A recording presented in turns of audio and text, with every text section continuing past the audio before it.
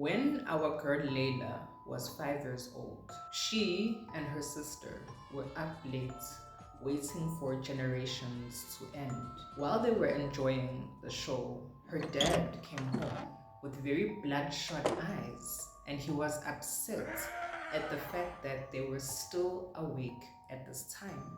Suddenly, they heard a commotion and they decided to go and stand at the bedroom door in order to see what was going on. What they witnessed was their father pulling out a gun and saying, "Ngizokudubula bese ngiyazidubula nami," which means I'm going to you and then I am going to myself. And as he was saying this, he was pointing the weapon at his own head. Mom replied by saying, "Uma ngiphuma la, angeke ngiphinde ngibuye," which means if I leave here, I will never come back again.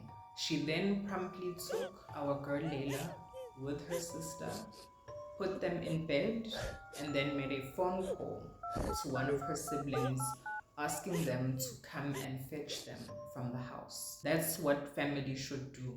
That's what we should be for each other as family members. When we see ukuthi nasi isimo esibucayi, we should help each other out and not just sit back and fold our hands and tell people to just pray about such serious matters, especially when children's lives are involved.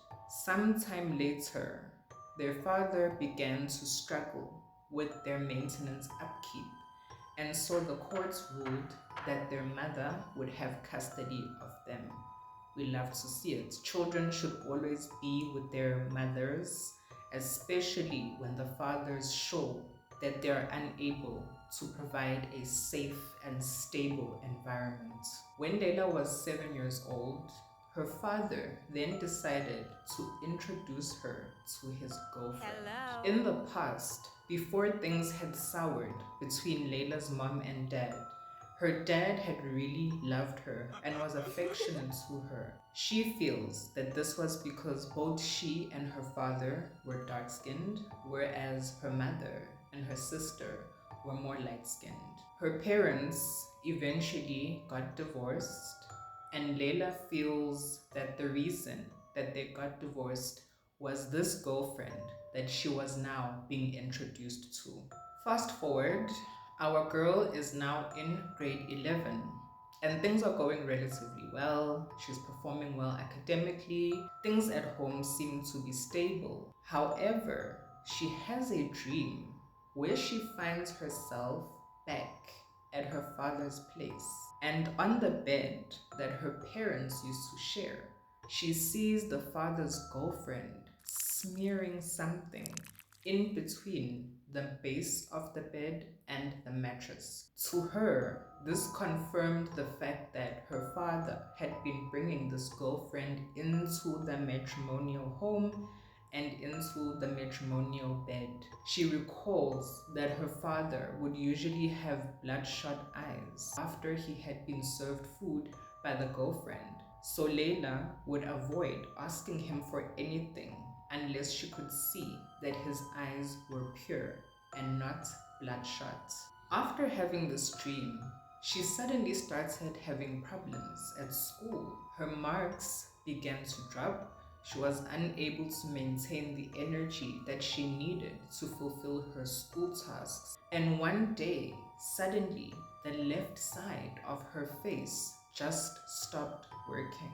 She told her mom, and her mom told her older sister. They confirmed that she had in fact experienced a stroke. Mind you, this is during a time when she's busy with school exams. She was given traditional treatment for the stroke, which worked for a short period of time. After that short period of time, she then woke up with her leg not working, and eventually she was diagnosed with multiple sclerosis.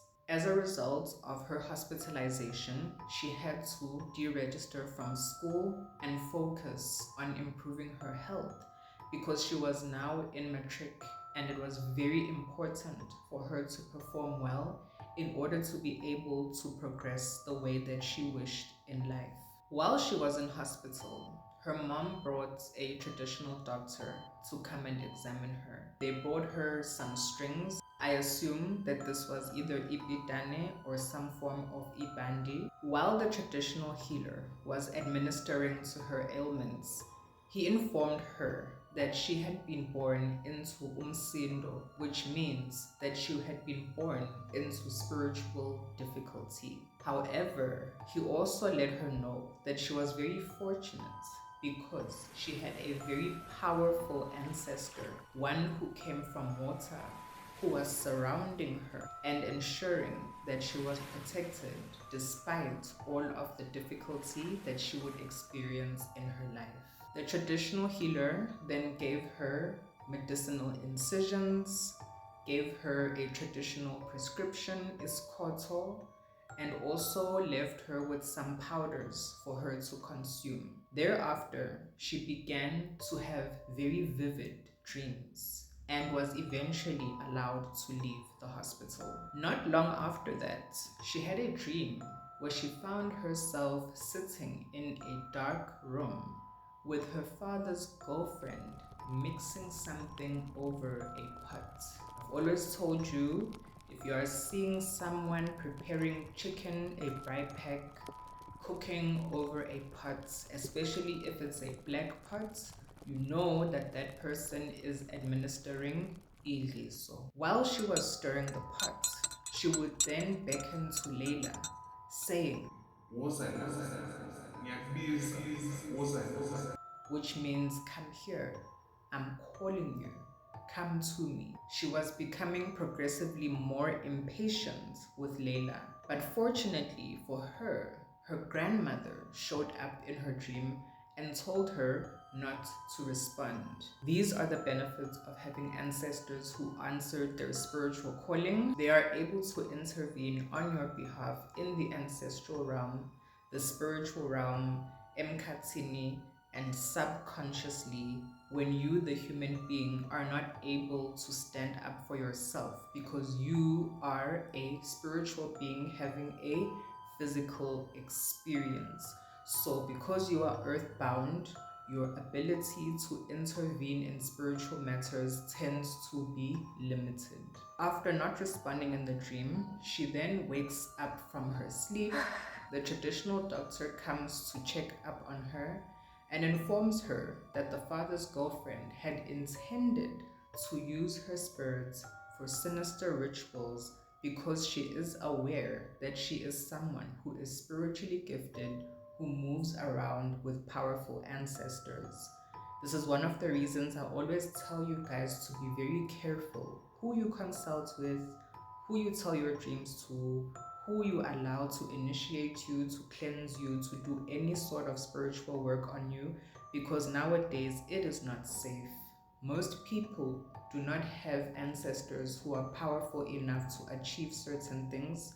Therefore, they harness the spiritual energy of other people. Layla eventually cut all ties with her father and stopped asking him for any form of help or support. Very good girl. When someone, especially a family member, shows you that they are only doing things because they are obligated to do it, leave them alone. You shouldn't have to force a family member, especially a parent, to take care of you. It should come naturally. If it does not, leave them alone. She consumed her ancestral medicine, ikobongo, the way that she had been instructed in one of her dreams. And shortly thereafter, she dreamt of a young boy telling her that her grandmother was passing on a message to say, "Ungayeki ukuphupha," which means do not stop dreaming. Sure enough, she continued to have lucid dreams and to pay attention to them. Please, it's very important for you to record your dreams. Remember, you might have a dream in 2020 and you only realize in 2027 what that dream means. And a lot of the time, most of us tend to forget our dreams. If you're having problems remembering your dreams, You can order isilawu esimhlophe from me. I guarantee it is going to help you to retain those dreams and to also have more lucid dreams where you are able to observe what is happening in the dream. If you are consistent with your course, you would even be able to take part in the dream as if it were a video game. You would be able to navigate and make decisions and not just be a spectator while you sleep. Surprise, surprise, the relationship between the father and the girlfriend never worked out. She ended up going back to wherever she came from. Those of you who like to get into relationships using sinister methods like love potions and hexes, it's never going to work. It's always going to end badly. What begins in chaos and darkness ends in chaos and darkness.